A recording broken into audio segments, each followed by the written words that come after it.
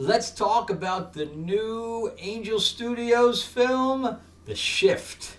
All right, let's talk about it right now. Stay tuned.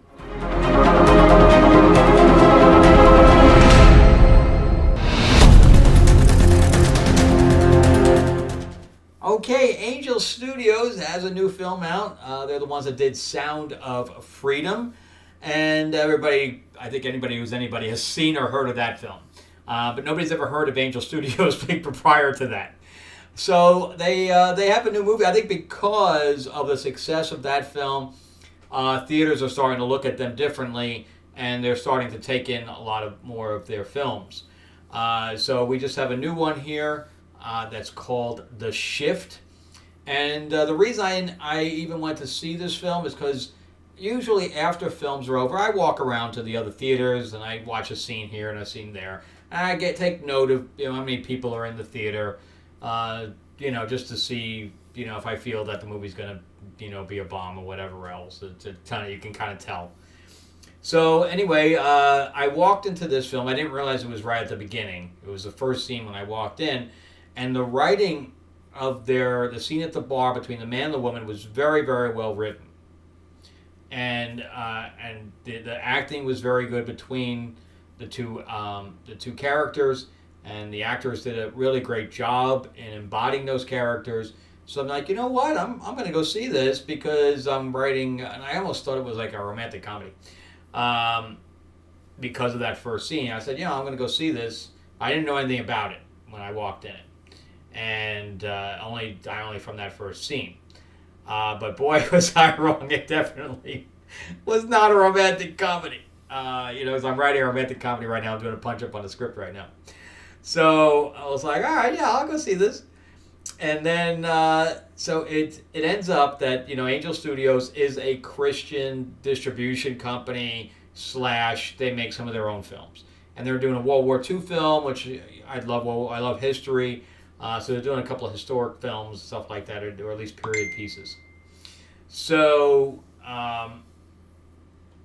I didn't realize how heavy-handed it was going to be because Sound of Freedom, had a couple of scenes in there, but I wouldn't call Sound of Freedom very heavy-handed, but yet this was, whoosh.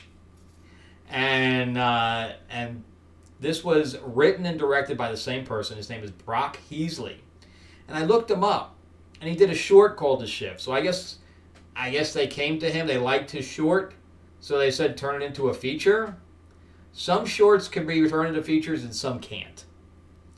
And I'm of the mind that this one should not have been. Now, I'm not going to say the movie was bad. It wasn't bad. But you can tell this thing was drawn out because the plot felt like it had been stretched to its limit, to the point of breaking. And I almost fell asleep a couple of times. I mean, it was... the beginning was very good, with them meeting, so it's basically about a guy that's had just lost his job. He was an alcoholic at one time, and he's about taking a drink at a bar when this other girl is dared by her friends to talk to this guy, but then they end up hitting it off, and they end up having dates after the fact. And they end up then getting married and having a child, and then the child is killed. Or not killed. The child, it goes missing. Assumed dead. And, which then you find out that he really is dead. But, so anyway, they have this whole thing going on with this, and I'm going to spoil it for you guys, but I don't think you guys are going to go see it anyway. In fact, I'll probably have a whole 5 views on this video. But I figured I'll do it quickly. So anyway, he gets approached by Neal McDonough's character, and I want to talk about Neal McDonough for a second. I really like his acting, but he relegates himself to supporting because he refuses to do any love scenes with another person that's not his wife. And his wife is not an actress, so that's never going to happen. But everybody goes, yeah, fight against Hollywood, fight against it, man, show them who's boss. But you got to remember that being an actor, you know that you're going to have to embody other people, right? So by saying, I'm never going to kiss another person on screen, much less a sex scene, ever, relegates you only to being a supporting character. Because if you're a leading man, you're guaranteed going to be having some kind of love scene somewhere. So I guess he's good with that. I guess he's good with just being a supporting character. Yeah, because to bring in a wide audience, you need love. Aside from what Rachel Zegler says. So, and as a writer, I always try to do that. There's got to be something in it for the female, audience. Marvel did a really good job with that, of setting up, couples and things like that over a period of time. So it's not unheard of.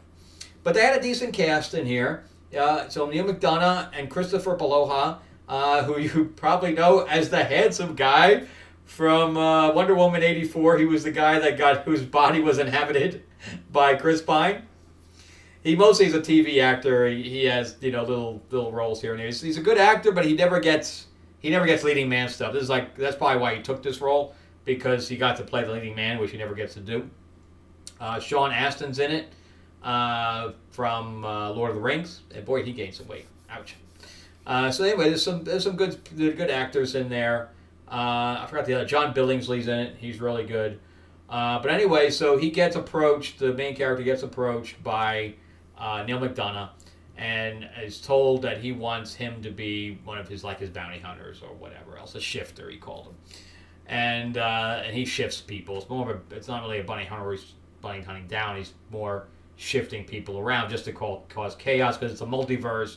So he can swap people around. He can swap the version of you from this dimension to another, with a version of you that's here in this dimension, and the person that's married to you wouldn't even notice, but they notice something's different about you, but that's about the extent of it. So that's why things are, relationships are ruined, because you're not really married to the same person anymore, and it's just a very odd concept, because I think the other person would realize that they weren't in the right place anymore, that things are different. It's just, I think the concept is flawed. But then it alludes to the fact that Neal McDonough is the devil, and they keep alluding to God, and God not really helping, and blah blah blah. And I guess that Kevin, his name is Kevin, that Kevin's character, and it's Christopher Poloha, is the main character. He wasn't religious at the beginning, but his wife was, so she became religious, especially when the son went missing. And he starts praying, and he wards the guy off. He wards the devil off, and he disappears, even though this guy is now shifted from his entire lane of existence to another one. It's kind of post-apocalyptic. It's almost like you're in purgatory, which is what I think that they're trying to allude to throughout the film. And he's trying to find the woman he lost, that he got shifted away from, and she was also shifted somewhere else.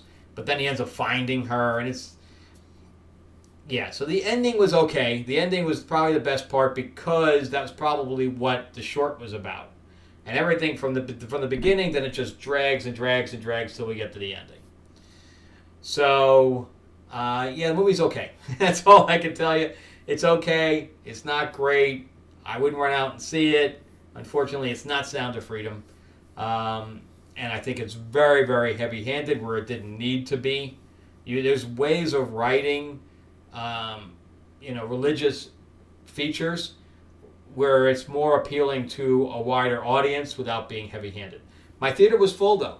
I mean, I live in Atlanta, so of course the majority of the people in the theater were, African Americans. But which I'm surprised that they found this film. But I'm surprised that, and I sit next to two younger girls, and I'm surprised that they didn't fall asleep.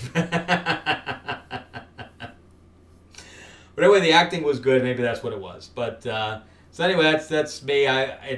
For me, it's a 6. It's whatever. But Neal McDonough was one of the producers on it and stuff like that, because I guess they probably used his name to get this thing funded. I don't think the budget was very big. If it was $5 million, it was probably a lot. But yeah, I'd love to go work for them, because apparently they have distribution, they have some sense of budgets behind them, anywhere between $10 to $5 million. So I would love to work for them. But anyway, so that's it for me, and thank you again for watching and helping me grow the channel out.